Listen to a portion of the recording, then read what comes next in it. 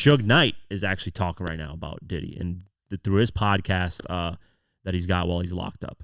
And Suge Knight ain't holding anything back. He's saying basically all the stuff that they're saying about Diddy is true. But then Suge Knight, once again, Suge Knight, you got to take what he says with a grain of salt because he says a lot of things just to get attraction and attention. And he's in a position right now where he would need that attention so he can get money and income for not only himself, but his family.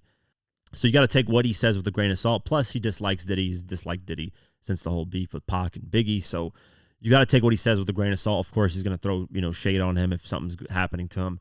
But, there hasn't been really allegations of Suge Knight doing this to women, at least that I know of, that I've heard of. There has been allegations of him, doing things to other people, Vanilla Ice dangling from a building. I don't know, but Suge Knight doesn't have those things in his name yet. I don't know. I don't know if he ever will, but let's go over the article. Suge Knight has never been afraid to throw shots at Diddy, and now that the bad boy mogul is facing a variety of sexual assault lawsuits, the ex-Death Row CEO has taken aim at him once again. In the latest episode of Collect Call with Suge Knight podcast, which dropped on Friday, November 24th, Suge revisited the pair's longtime rivalry and made more allegations about Puff's alleged violence towards women.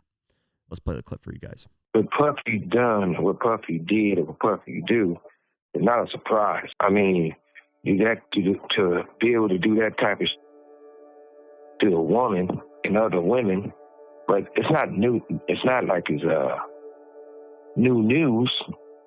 Shit.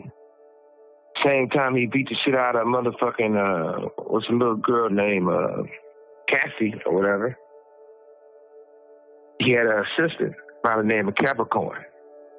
He felt Capricorn. Cap was keeping this shit on the low about if she was messing with Cuddy or not. Puffy beat the shit out that bitch. Not only did he beat the shit out of her, it was an Interscope person, the Interscope check that paid her to settle or he wouldn't go to jail. You've heard of the golden rule, haven't you? Whoever has the gold makes the rules. Now, there's a time where they say they're not going to put out records where people cuss and degrade women. Dre even did a thing on MTV, interview, and says, I would never cuss on a record. I would never call a woman a bitch. I would never say these type of things again. And I'm going to do only records without cussing. That's why they say they couldn't distribute Death Row, because my artists curse too much. So they put out an album called Aftermath. First song was Who Been There, Who Done It, it flopped. But even the people who wrote all these songs never get paid. But then, or a motherfucker who's a bitch beater, they can do the Super Bowl and get an award. Puffy can beat the shit out of two bitches and they pay for it. And he get an award. And for his having somebody, have male prostitute fucking your bitch, that's some weirdo shit. But this not nothing new. Everybody know that Puffy been the fucking Gus ran in for the longest. That's not like it's new news. Why do you think him and Russell was friends? Not that I want to see Puffy go to prison or anybody else. I still feel that way. But at the end of the day, he'd never get charged or go to prison. I mean, he make too much money for the people that he basically worked for or had a business for. And when you look at it, he got lawyers, and her lawyers are smart also. They left some in, but they didn't go all the way. They basically went like, okay, they ain't gonna say he was participating with the male prostitutes also, because they didn't have to make it like she was a part of it. And then they weren't gonna say he was, because they gotta leave some out and get them to settle for that $30 million.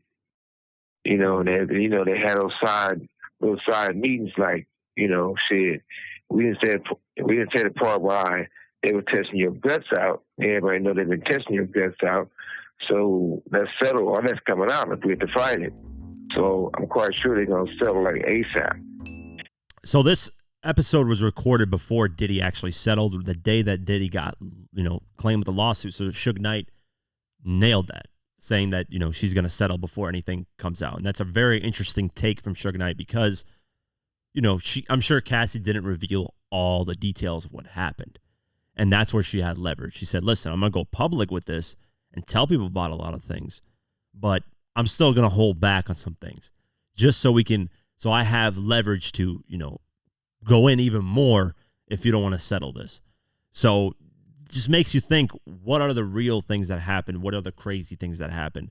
And Suge Knight said, Diddy's a weirdo, and that, even if he got locked up with him, he wouldn't make him do any sexual acts towards him, but it would just be, he would be cleaning toilets and shit like that. So pretty funny, man, in terms of like Suge Knight and his take on it. And some of it, you can see he's right, man. He knew the settlement was coming automatically.